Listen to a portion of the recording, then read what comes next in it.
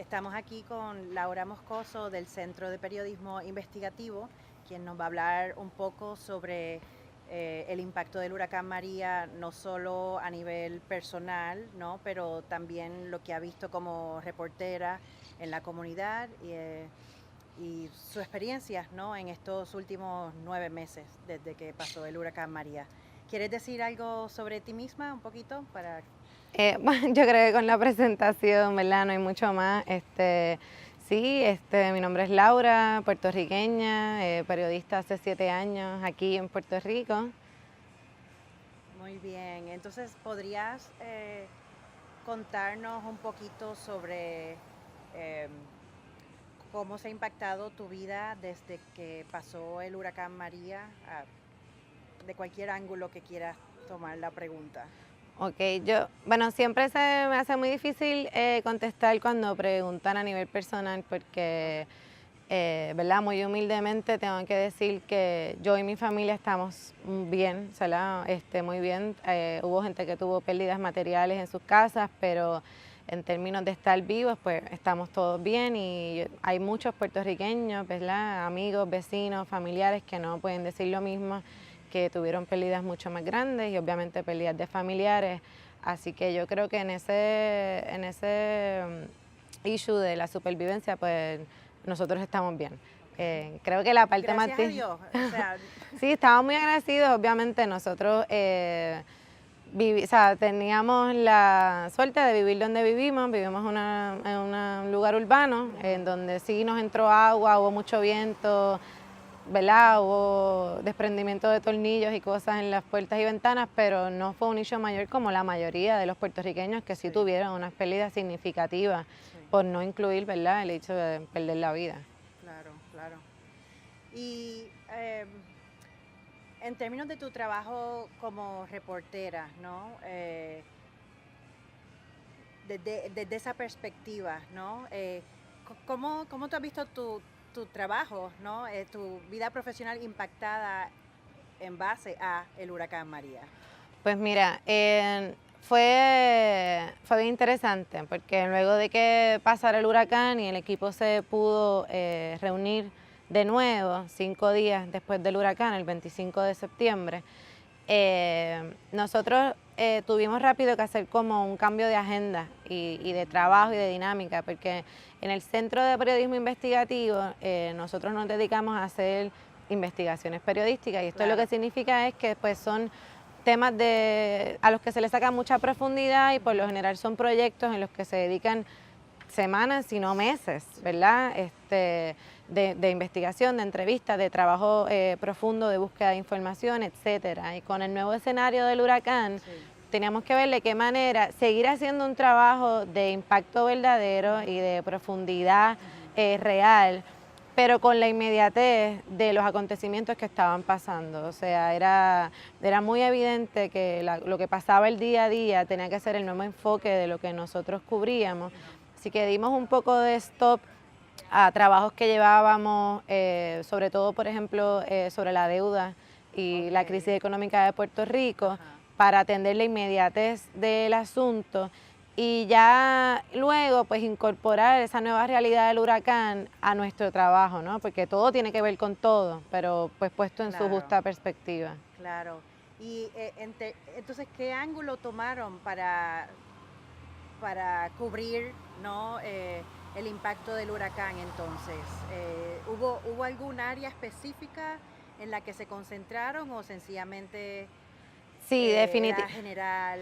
No, yo creo que todos, o sea, todos a nivel personal, Ajá, ¿verdad? Siempre, nunca dejando de ser periodistas, ¿no? claro. Llegamos a esa primera reunión ya con unas historias en mente. Entonces, Mm, ya sabíamos por lo que nos había ocurrido a nosotros o a nuestros vecinos, a nuestros familiares, lo que escuchábamos en la radio, sí, que había unos temas muy importantes que no se habían tocado, que no se estaban tocando con la seriedad sí, y la dignidad que se merecían los puertorriqueños y que se merece el periodismo en Puerto Rico. sí. Así que rápidamente se dividieron esas tareas y entonces ahí surgió tal vez la que es la más importante, impactante investigación que hemos hecho, que es de mi compañera Omaya Sosa y Jennifer Wiskovich, 2 periodistas del centro, que fue sobre los muertos de María, sobre cómo el sistema de salud también se quebró después del huracán, cómo los hospitales no funcionaban y la lenta respuesta del gobierno. Eso fue un tema muy importante, era un tema que sí sabíamos, la gente hablaba de que esto estaba pasando, pero había unas preguntas y había una información que no se estaba divulgando tanto. Y obviamente en aquel momento fue un momento muy caótico, nosotros no teníamos, incluso los periodistas que tenemos tantos gadgets y acceso a información, e internet, etcétera, estábamos bien cortos de todo eso, así que tuvimos que volver a old school, ¿verdad? Periodismo, de montarnos en pluma y papel. En los carros, claro, ir con papel y lápiz, funeraria por funeraria, alcaldía por alcaldía, pueblo por pueblo, vecino por vecino, según nos llegaba información, o simplemente tirarnos a la calle, tú sabes, a ver qué encontramos y de ahí dar seguimiento, porque era la única manera de poder comunicarnos y de poder buscar información, hablando con la gente, que uno nunca abandona esa parte del periodismo, pero en esos primeros días era la única manera de poder hacerlo. Así que eso fue una estrategia, ¿no? Volver a lo sencillo, a lo fundamental. Y el gobierno, ¿no? Todavía insiste, ¿no? En que lo que han habido son 64 muertos oficialmente debido al huracán como impacto inmediato, ¿no? Sí. Y entonces eso ha sido prácticamente la misión de ustedes, ¿no? Sí. ¿Qué nos puedes decir de los obstáculos, ¿no? que han encontrado tratando de llegar a esa verdad de lo que ha sucedido? Porque sabemos que los muertos, ¿no? Como resultado del huracán, pasan y sobrepasan 64 personas, ¿no? Sí, definitivo. Entonces, ¿puedes hablar un poco sobre esa lucha de ustedes, ¿no? Para lograr... Pues sí, yo creo, o sea, hay como una línea de tiempo muy clara desde el huracán hasta el 15 de diciembre, que es la última vez en que el gobierno modificó su lista, en donde fueron 16 la primera semana, luego vino el presidente Trump, dijo unos comentarios de que aquí no había pasado nada grave. Esa misma tarde se suben a 34 personas fallecidas, que sigue siendo muy poco. Y pasan 2 meses y la lista se queda en 64. El 15 de diciembre del 2017 es el último update, la última actualización que se hace de esa lista de parte del Departamento de Seguridad Pública del Gobierno de Puerto Rico. Se quedan 64 personas muertas por, ¿verdad?, secuelas directas del huracán. Y entonces, a nosotros, como a muchos puertorriqueños, le parecía muy rara la cifra, porque nosotros vivimos aquí y nosotros vemos nuestras comunidades, y por las mañanas cuando nos tomamos los cafés y por las noches cuando vemos a nuestros amigos, los cuentos son de a mi vecina se le murió la mamá, a mi vecino se le murió el papá. Entonces no cuadraban los números de 64 con lo que nosotros vivíamos y con lo que la gente nos contaba, aparte de que todavía, ¿verdad?, 9 meses de huracán, que es cuando estamos hoy, hay mucha gente que no tiene luz, hay pueblos en la isla donde el 90% de las personas no tienen luz. Entonces, ¿cómo funcionan los hospitales? ¿Cómo funcionan los tanques de oxígeno particulares? ¿Ves? Hay como unas preguntas que están ahí presentes y que el gobierno no quiere admitir. Así que nosotros desde el primer día, desde la primera semana que empezamos a hacer nuestras investigaciones y a preguntar, pedimos la base de datos que lleva el registro demográfico de Puerto Rico, en donde se inscriben todas las muertes que suceden en Puerto Rico, todo tipo de muertes, no importa si son naturales, accidentales o a propósito, ¿no? Porque también están los homicidios, etcétera, que siempre son muy altos en Puerto Rico. Entonces esa base de datos es muy importante porque se ven todo. Pues es como una base de datos donde se deposita todo lo que tiene el certificado de defunción, que es lo que tiene un médico. Así que no solamente son datos personales, sino son datos clínicos de la persona y se puede hacer un gran análisis. Esa base de datos nunca nos las quisieron dar, decían que era un documento confidencial, que no es cierto.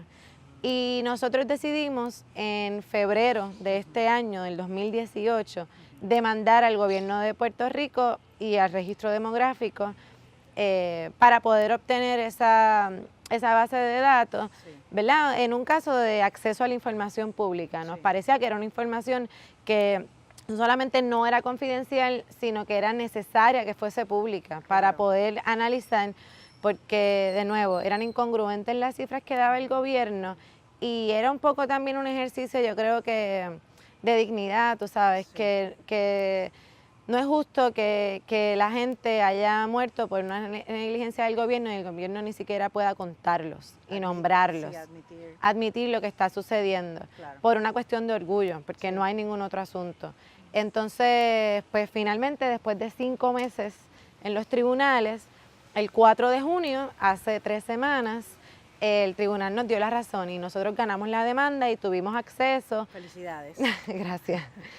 Tuvimos acceso a esa base de datos. Eso fue un pleito. Nuestros abogados son los abogados de la Clínica de Asistencia Legal de la Universidad Interamericana. Okay. Y me gusta mencionarlos porque Sí. no solamente son unos buenos profesionales, sino que llevan unas causas muy justas. Sí.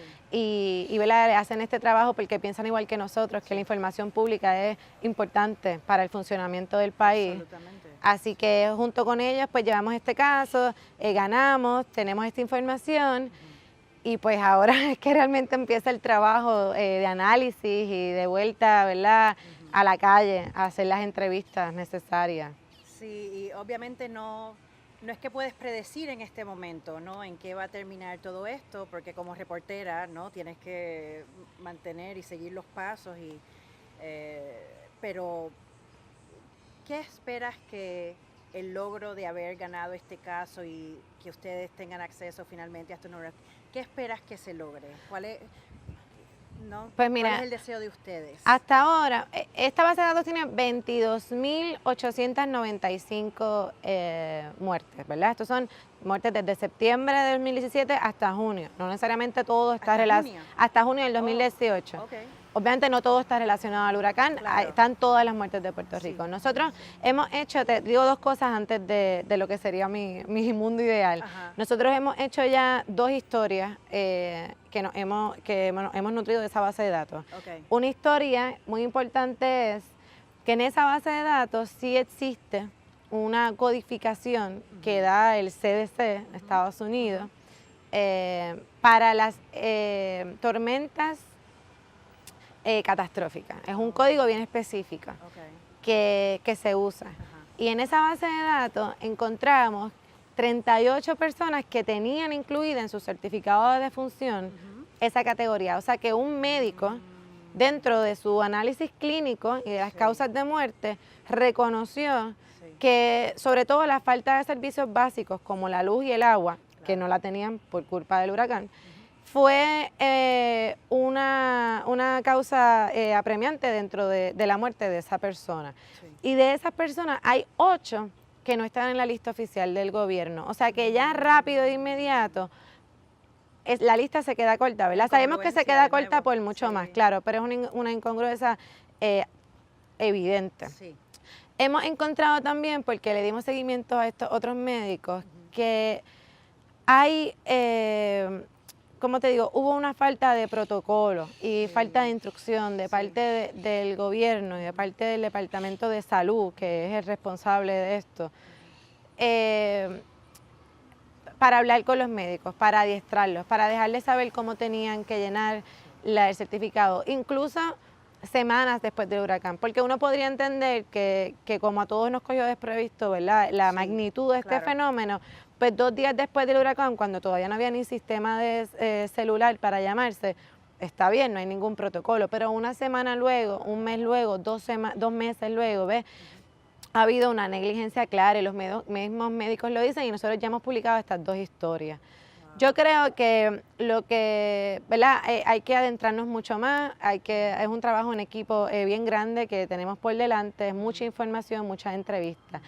Ciertamente creo que una de las cosas que vamos a poder escribir y evidenciar es que hubo una falta sistémica Sí. del gobierno Sí. hacia sus constituyentes y que hubo unas condiciones que depuntaron enormemente a raíz del huracán y que hay un sistema de salud en Puerto Rico muy frágil, en donde sobre todo los viejos, nuestros viejos puertorriqueños y mucha gente que vive en los campos de Puerto Rico queda desatendida.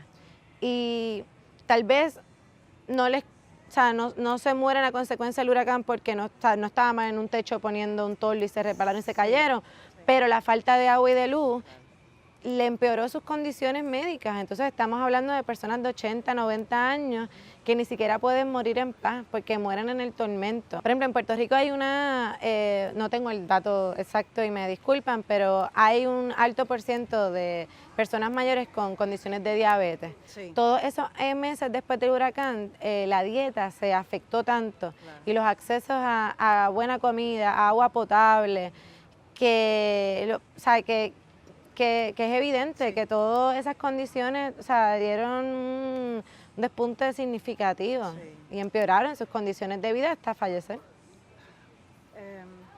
¿Y hay algo que tú quisieras, que te gustaría que el mundo supiera o escuchara sobre lo que ha pasado aquí en Puerto Rico? Si tuviese un mensaje, ¿no?, breve para un público que no necesariamente conoce, que no necesariamente tiene un trasfondo sobre lo que es Puerto Rico, lo que ha sucedido aquí, pero que tienen interés, ¿no?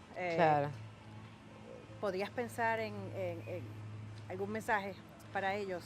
Bueno, pues yo tendría dos mensajes. El primero, tendría que reservarme el anuncio, ¿verdad? Tendrían que perdonarme el anuncio de que sigan medios de comunicación como, claro, el mío, que son medios de comunicación pequeños, sí, son medios de comunicación que son organizaciones sin fines de lucro, que no reciben dinero del gobierno ni dinero comercial y que se dedican a un trabajo en investigación. Hay muchos, ¿verdad? Está el periódico de la universidad que se llama Diálogo Digital, hay un periódico económico, o sea, de economía que se llama 5 Millas, está el Centro de Periodismo Investigativo, hay periódicos regionales como La Isla Oeste. Todas estas cosas son muy importantes porque es importante que se tengan varios puntos de vista y que a través de las noticias, que tal vez es como la fuente más segura de información, podamos tener distintas miradas. Sí. Lo segundo, que es algo que fue evidente desde el primer día y que creo que todavía sigue pasando, bueno, creo no, sigue pasando, y que se debe saber más, es que, y lo resumo en esta frase bien bonita que se ha escuchado desde el principio, que es una cuestión que dice, solo el pueblo salva al pueblo. O sea, en Puerto Rico,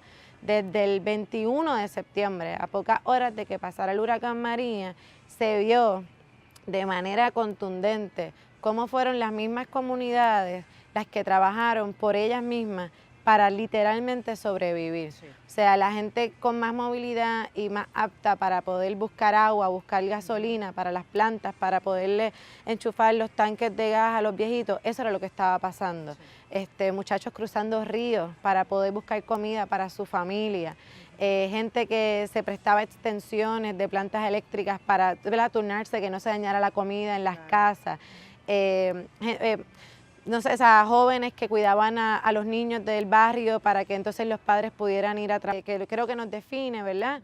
Pero creo que es un valor que salió a relucir claramente después del huracán, porque nos vimos ante una falta de respuesta y una indiferencia del gobierno muy, muy heavy. Sí. Y la gente tuvo que, pues, unirse y trabajar para su tribu, porque no iba a haber otra manera de poder sobrevivir este huracán.